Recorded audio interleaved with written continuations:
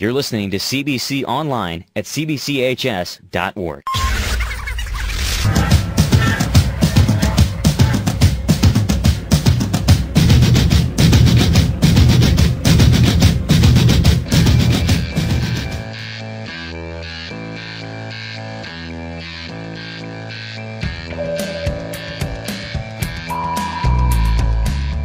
CBC Online, talking with Ty Christian, class of 1973. And Ty, you've been very busy with the Dr. King Monument in Washington, D.C. Tell us about your role in that project. I've been very happy and honored to play the role. I serve as the Chief Marketing Strategist, responsible for all the marketing communications. I've been doing that for the last 9 years, and again, it's been truly a very humbling experience and a very rewarding experience to be able to kind of tell the world about this historical endeavor taking place on the National Mall. Now talk about the opportunity to come back and talk to these students. You gave a great message of hope, kind of a kid from nowhere who ended up really doing some great things in yourself. Talk about your story and just being able to come back here at CBC. Well, this is an awesome time to come back, and it kind of comes full circle because, again, I would have never guessed in 1973 I would be back here in front and speaking to the student body. As I referenced earlier in my speech, the last time I did that was when I ran for student council. But to come back, be 57 years old, to come back to see how far CBC has come, and CBC is an amazing school. It is, again, humbling, surreal, and just very blessed. And I wouldn't be where I am today if it wasn't for CBC. CBC gave me the ability to learn discipline and honor and integrity. Simple things like being on time, like when you say something, you mean it. And in the marketing business, we call it your brand. So hopefully, with people that know Ty Christian, people know I went to CBC here, they always expected good things on me, and I hope that I've been able to deliver so far. Talk about the CBC you went to, and certainly it was on Clayton Road, a lot of memories there, but talk about the school when you came and when you left. How was it? Man, we came in 1969, and I remember the orientation. They just scared you. It was military back then, and these seniors came in, they started yelling at you. It was like going to West Point or whatever, and they said, "You'll never graduate if you don't study 3 hours a night." And I remember my first 2 weeks of school, I had a 5-page reading assignment. I read that thing for 3 hours because the last thing I wanted to do was flunk out of CBC. It was a very, very special time. I was very proud to be a class in 1973 that graduated 17 African Americans, but our class was very, very special. I'm very close to all the guys in the class of 73. And with the motto said here, men for the future, brothers for life, that is true.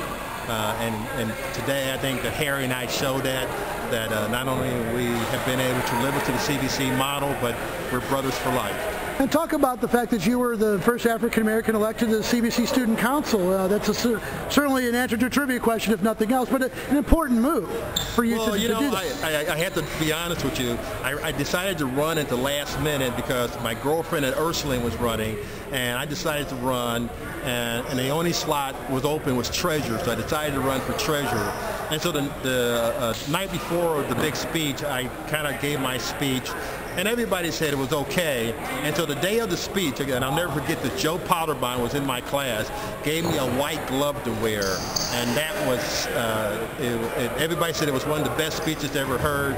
But I did, back then, I talked about diversity, I talked about CBC being as one, and I was able to win by a landslide. But that sort of laid the foundation for me to take a leadership role. It sort of helped my speaking ability and to be able to speak in front of a crowd. Now talk about the Dr. King Memorial Project. I mean, this has been a long time coming. It's kind of, you're at the end of the road here. Harry mentioned that there were times he wasn't sure how it was going to go. How about you? Well, you can't see the forest from the trees. And when we were in it, there's a lot of things that happened. The tsunami happened, 9/11 happened, Katrina happened, which took us off the front page. And in my business, in the marketing business, so it was hard to raise money. But, due to Harry's leadership, Harry never got down. We always kept a smile on our face, and we just kept going. We knew nothing else better what to do than go forward. And now to be where we're at today, is an amazing journey. I've been on this train for 9 years. and I'm just so happy that it's up and that everybody around the world can see this memorial that now sits between two presidents. But talk about the corporate support. You know, GM, you have Tommy Hilfiger. You had some big-name American companies step in and make this thing happen.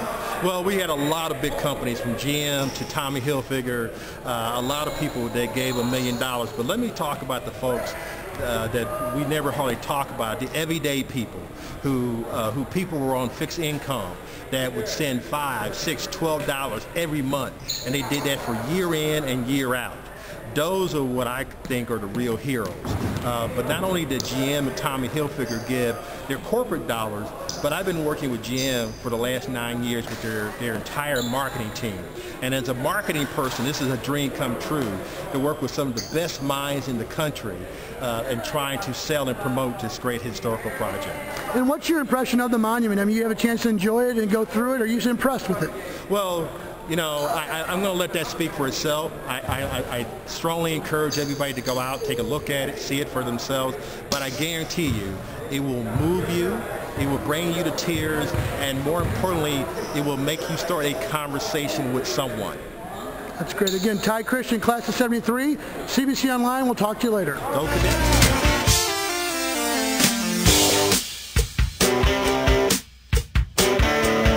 CBC, Men for Tomorrow, Brothers for Life.